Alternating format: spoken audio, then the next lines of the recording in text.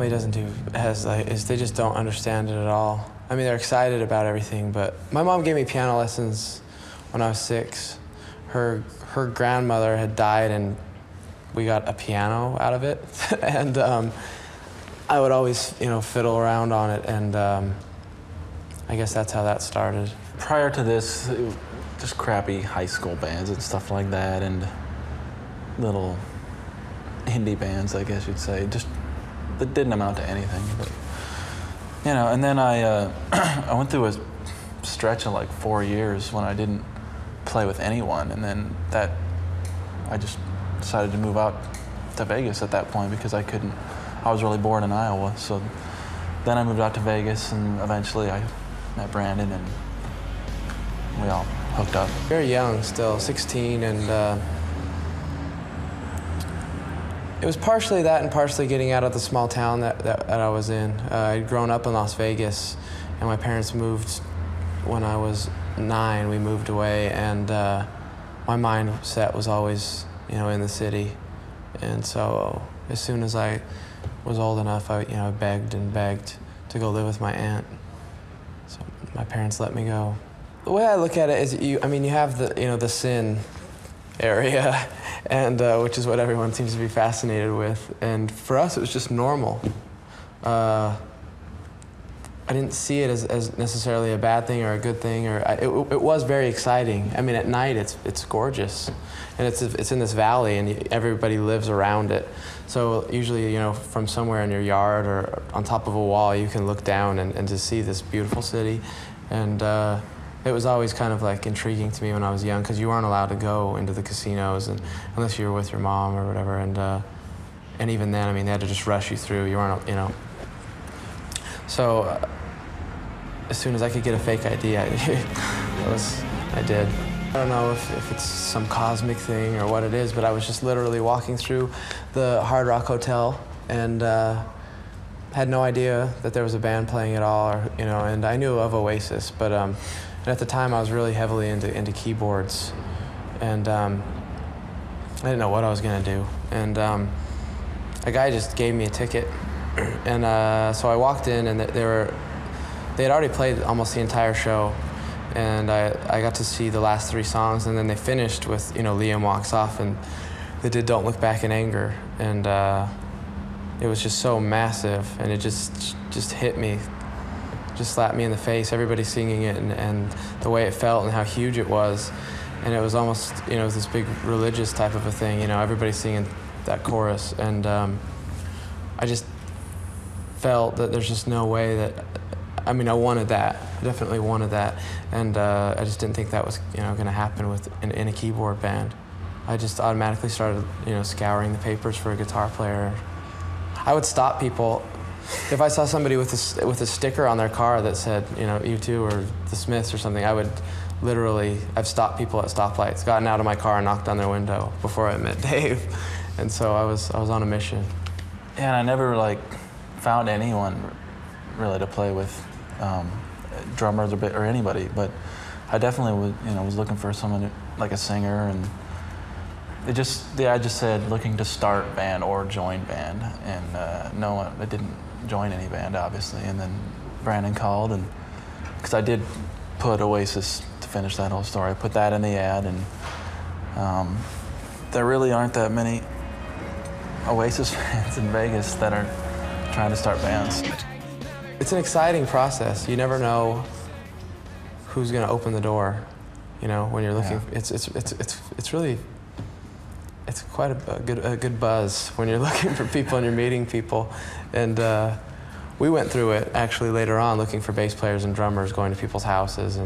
But Dave opened the door and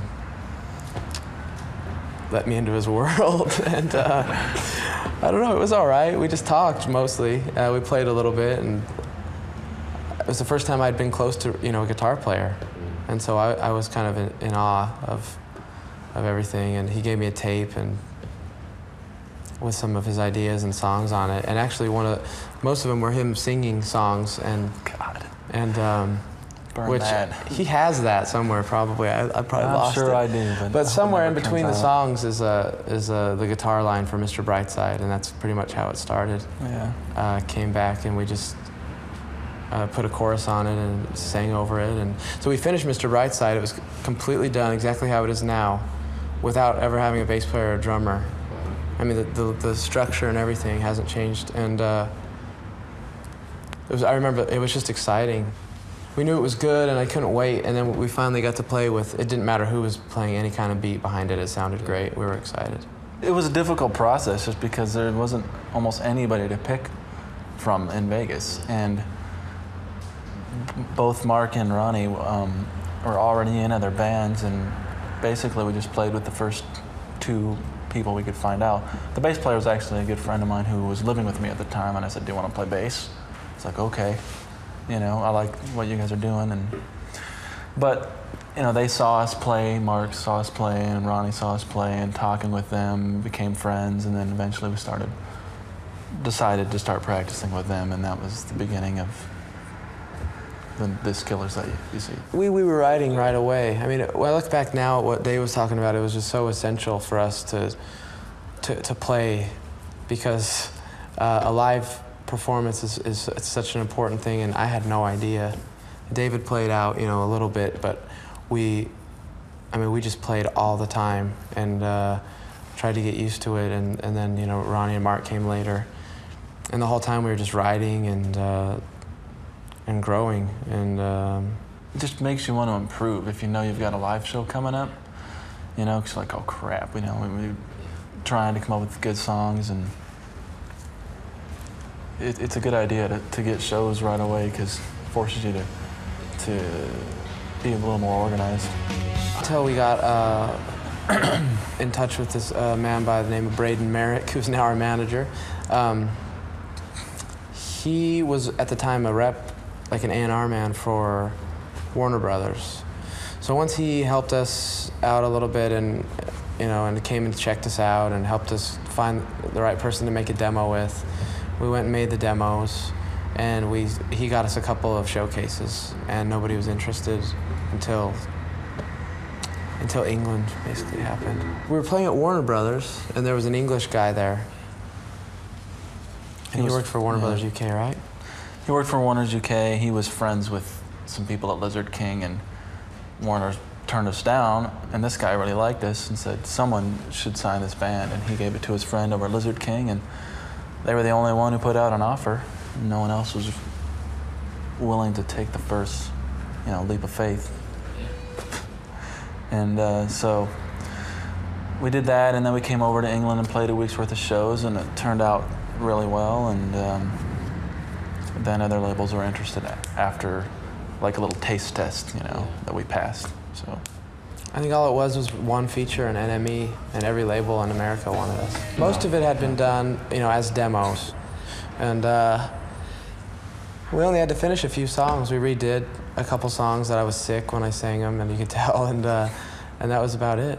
And then it took us a couple of weeks. The songs were finished. We knew how they were.